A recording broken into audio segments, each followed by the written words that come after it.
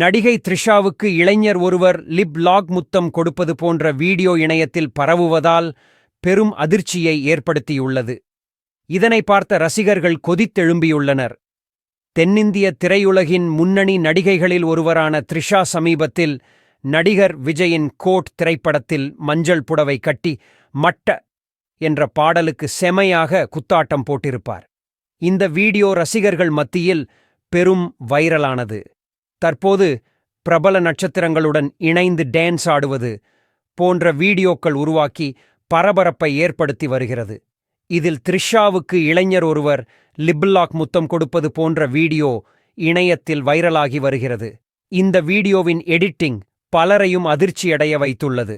இந்த டெக்னாலஜி இன்னும் என்னவெல்லாம் செய்யப் போகிறதோ என்ற கருத்துக்கள் பதிவாகி வருகின்றன.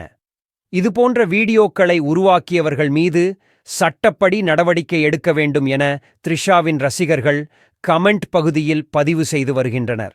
இதோ அந்த வீடியோ